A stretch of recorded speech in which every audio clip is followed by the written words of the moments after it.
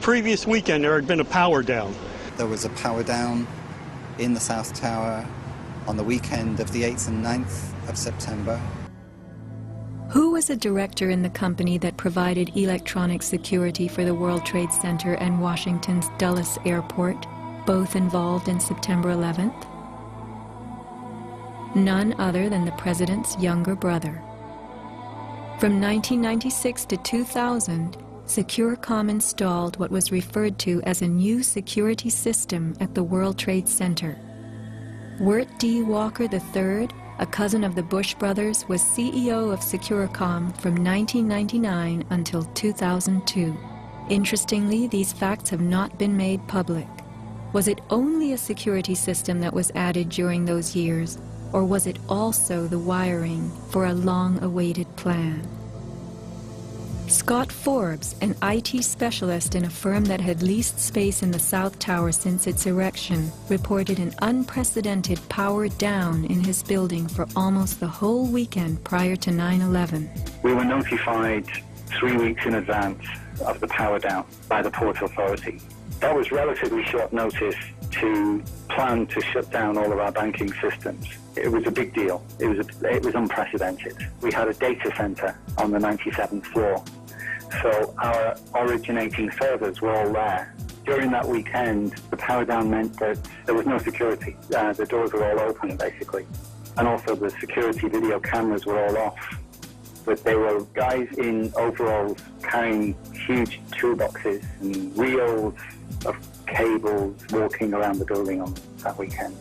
Employees were notified that internet cables were being upgraded. But who were the strange workmen, and what were they really doing?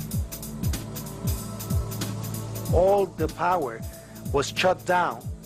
If there was a power down, that meant that everything was gone in terms of security, in terms of access to the building, so anybody could have gone there and do any kind of setup. Having worked overtime to get his company's servers back up, Scott took the day off on September 11th. As he watched the towers collapse from New Jersey that morning, he was sure this had been the purpose of the mysterious weekend work. Scott notified many authorities, including the 9/11 Commission, about the unusual and lengthy power outage, but was ignored. Ben Fountain of Fireman's Fund spoke of unusual evacuations ordered at the Twin Towers during the weeks before September 11th. Others reported that the security alert was inexplicably lifted 5 days prior and bomb-sniffing dogs were removed. What would the dogs have discovered had they remained on duty?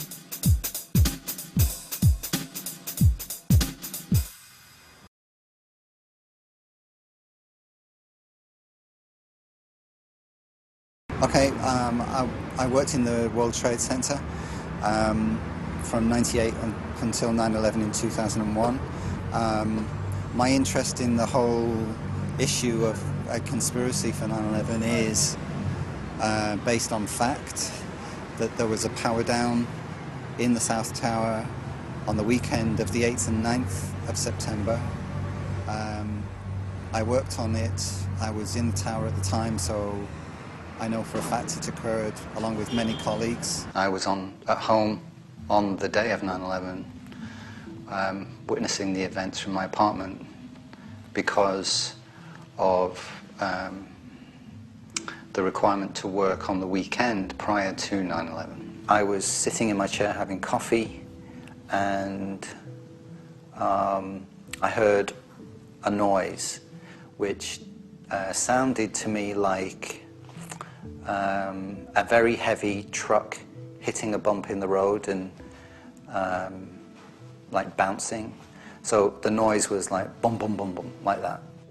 So I got up and went to the window and looked between the Venetian blinds down to the road, and there was nothing. So then I just looked up, and in the North Tower I saw smoke coming out from a high floor. At this point I was hanging out of my bedroom window. I'd pulled the window up and the blinds, and I was hanging out at the window on the phone, and from the corner of my eye to my right I saw the plane coming in, the second plane. It came in from over New Jersey, Staten Island way. And it came almost entirely across the Statue of Liberty, quite an angle, into the tower, and it was coming down as well. I saw the South Tower go down just before 10 o'clock, 10 a.m. I didn't believe it. I didn't believe my eyes. It looked like a fantasy film. What I saw was the building crumbling, like sand. I remember thinking it looked like sand, and instinctively the thought went through my head, well, what did we do at the weekend? I didn't believe my eyes, and I didn't understand it either. And, you know, within 20, 25 seconds, where our offices had stood, there was just air and smoke. So we worked on the Saturday morning, shutting everything down, handed over to the Port Authority, and it was handed back to us on the Sunday afternoon. So there was a period of probably 30 hours where there was no power. Right, and it wouldn't have just have affected camera security, it would have affected all the secure systems on doors for either key locks or security badges and so on. To undo them, they weren't working because they're all powered by electricity, so there was no power, there was no backup system, therefore they were all open. I guess my big thing is I'm not a conspiracy theorist. I don't like to be labelled like that. The information that I want acknowledged is factual, plain and simple. So, you know, I don't have any clarion call for anybody. I just want the truth to be acknowledged and explained.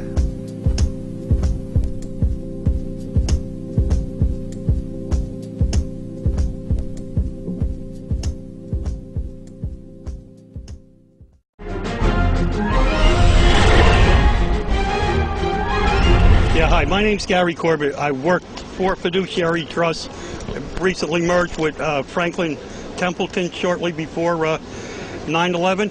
I was a computer operator on the night shift, Monday night into Tuesday. The previous weekend there had been a power down.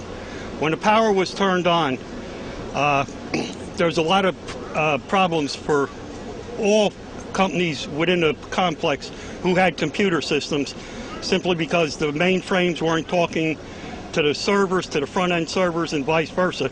And what made the day really tragic is you had a lot of the technical people, data processing types, coming in early, who wouldn't have been there till 9 or 10 o'clock. They were brought in early, and then you had the admin types coming in because, you know, the trial balances and the books weren't complete. The reason I stopped, I saw the sign, 9/11 was an inside job. Again, because of the power down, there was a complete breakdown of security that weekend. I was working on the 97th floor, and supposedly, you know, Fiduciary had a vault where there was gold, some kind of agreement with JP Morgan, or, you know, something someone of my level wouldn't understand.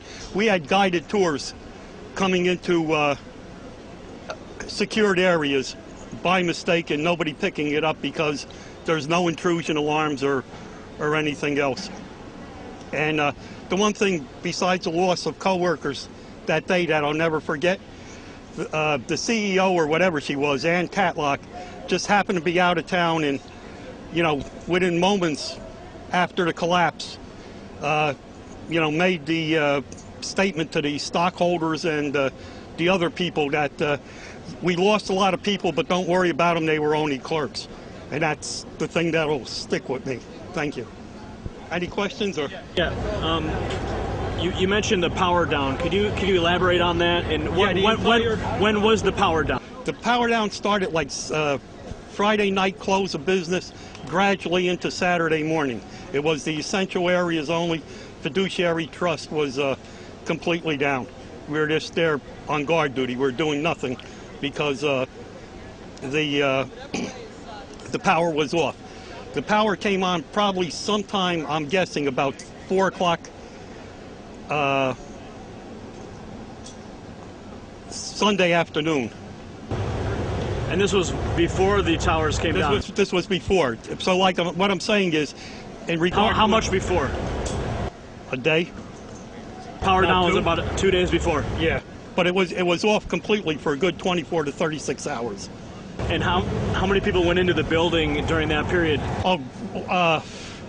In its heyday, the entire, just because it's Friday, it's hard to put an estimate, but a lot of the back office people for all companies, including Fuji Bank, was like our neighbor, and just dedicated people who would, work in the dark. I don't know how many are in the business world.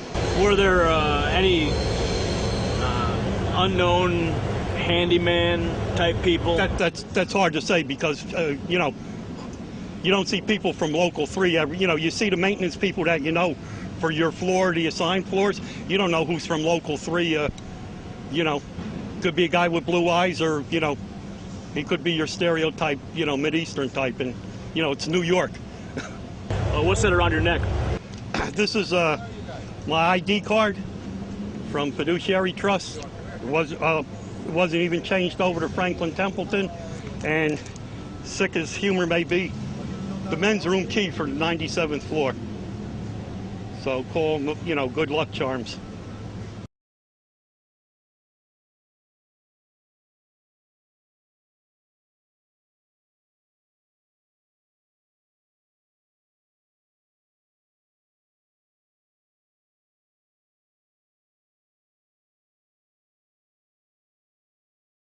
Again, his name is Scott Forbes. He joins us from across the pond today. Scott, thank you for making time for us. You're very welcome. Hello. What was the date of the power down, and had there been one prior to this? Okay. The power down was on the Saturday and Sunday prior to 9/11, so that would have been the 8th and 9th of September. We were given 3 weeks' notice. It was relatively a short time notice period to make all the preparations needed. And it was unprecedented. We'd never experienced a power down in the towers, as far as I am aware. I had worked in the towers from 1998. My colleagues who had been in the building well beyond that could not remember an occasion such as this, apart from the bomb incident in the early 90s. Well, let's move to this, Scott, because now the power has been down, and you see a number of maintenance workers coming into the building. What was in your mind suspicious, or notably suspicious, about some of these workers coming in for the power down? Actually, at the time, I wasn't suspicious at all. It was just part of the fact that there was a power down and that there were workers in overalls in the building. But looking back now, you noticed that there were some suspicious behavior with these workers. Well, of course, looking back, you question everything, and you wonder, well, one of the main reasons why I became suspicious was I got in touch with the Port Authority, and I got in touch with the 9/11 Commission to register this piece of information so that it would be acknowledged, if only to be thrown away. And I had no acknowledgement. They did not come back to me. I repeatedly called and wrote letters to them. I've had no acknowledgement. It's as if this information is of no interest to anyone, but to me it seems to be part of the puzzle and should be registered. I was not in the office on 9/11 because of working that weekend. I had the day off on the Tuesday, and so I was in my apartment, which overlooked the Trade Center. I lived in Jersey City, across the river from the towers, so I was eyewitness to what went on there. And as soon as I saw the first tower go down, the South Tower, I was highly suspicious. It just didn't look correct. It looked like a controlled demolition. It did not look like a building collapsing either from an aircraft hitting it or from a fire inside. It seemed to crumble into dust. Yeah. It just didn't ring true.